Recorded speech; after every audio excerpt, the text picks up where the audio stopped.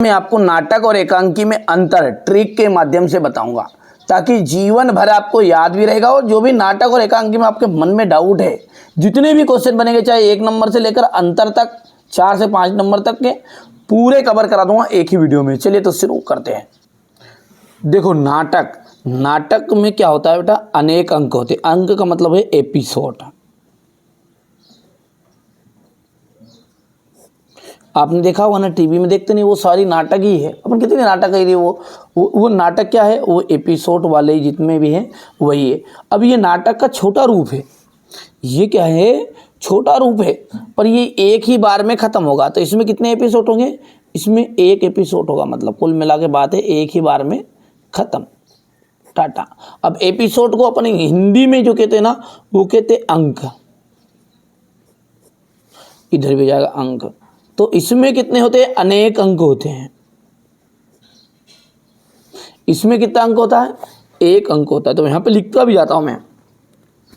नाटक में कितने अंक होते हैं, नाटक में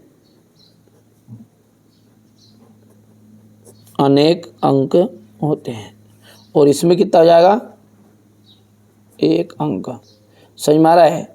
अब ये दोनों ही जो है ना, वो हमारे दृश्य काव्य का रूप है।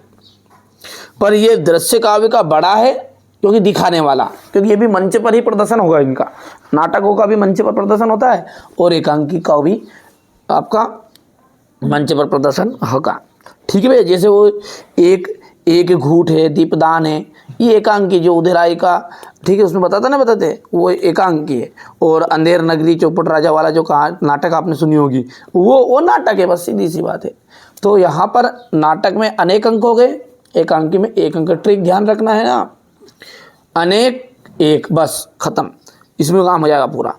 अब ये दृश्य काव्य का है तो इसमें अनेक अंक है, तो ये विस्तृत रूप होगा। क्या है, दृश्य काव्य का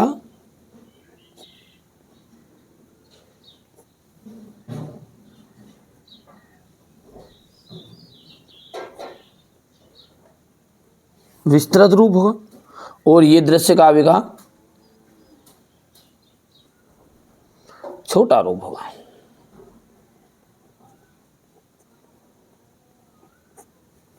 ये दृश्य काव्य का विस्तृत रूप होगा, तो ये दृश्य काव्य का छोटा रूप है। तीसरी बात जो है, इसमें जो है ना, अब नाटक क्या है, बहुत लंबे समय तक चलती रहती है। अनेक एपिसोड होंगे, 245 एपिसोड में। पिछले एपिसोड में आपने ये देखा, फलाना देखा, ढेमका देखा। तो इसका क्या है, इसमें ना तो कहीं समय का ध्यान रखा जाता है, ना कहीं स्थान का, ना कहीं की घटना का।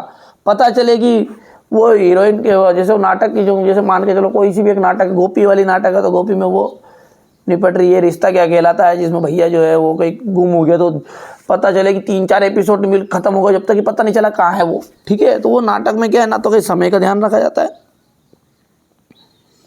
इसमें समय पूरा मैं डिटेल बता रहा हूँ ना, समय, स्थान और घटना, इन पर ध्यान नहीं दिया जाता। समझ रहे हो बात को आप, पूरे नोट्स भी दूंगा आपको, है ना, पर समझा रहा हूं मैं पहले आपको। इसमें क्या है, समय, स्थान और घटना पर ध्यान नहीं दिया जाता है, इधर दिया जाता है। ठीक है, इधर नहीं दिया जाता, इधर दिया जाता है। अब सीधी सी बात है कि नाटक जब इसमें अनेक अंक है, विस्तृत रूप है, तो इसका आकार कैसा होगा, इसका आकार बड़ा होगा।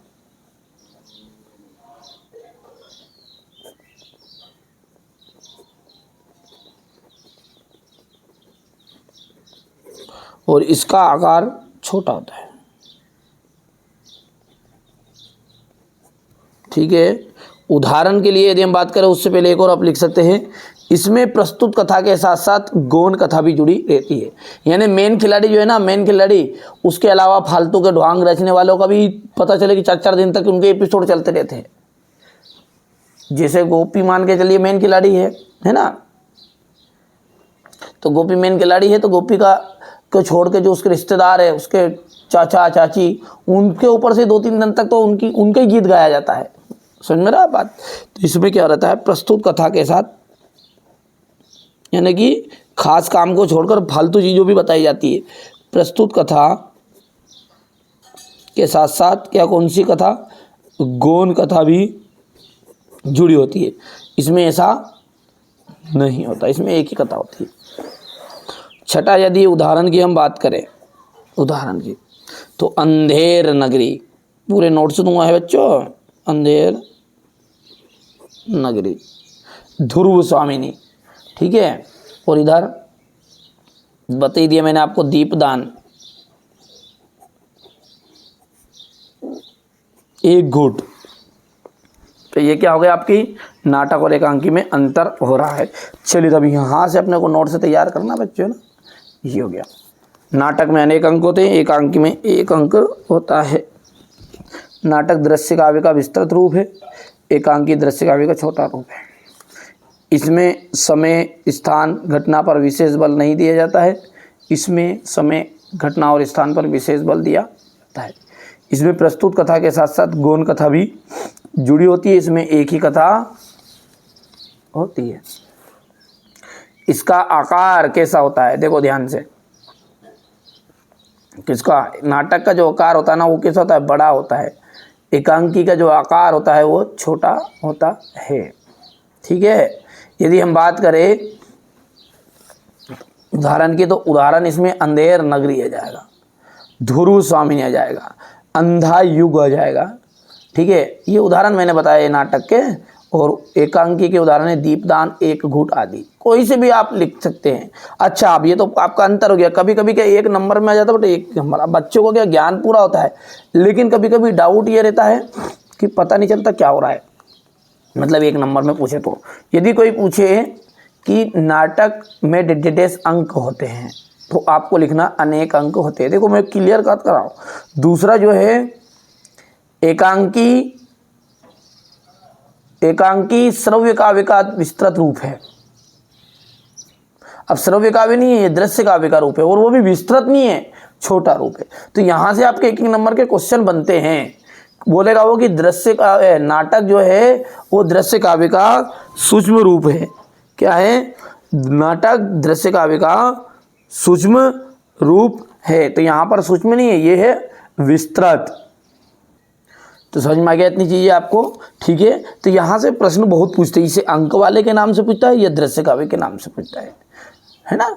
तो नाटक जो है ना दृश्य काव्य का विस्तृत रूप है, वो भले श्रव्य काव्य बोले तो गलत बोला देना है, जैसा आपको लगे। मतलब इन चीज़ों को, छोटी छोटी बातों को यहाँ से आपको नोट करना है। और देखिए बच्चों, है ना, घबराना नहीं है। नाटक और एकांकी में हो गया आपका, जितने भी अंतर आते हैं एग्जाम में, आपको है ना, मैं स्कूल लेवल से आपका कंपटीशन लेवल तक की तैयारी कराता हूँ। तो आप ध्यान से देखिएगा, अच्छे से पढ़िएगा, ठीक है।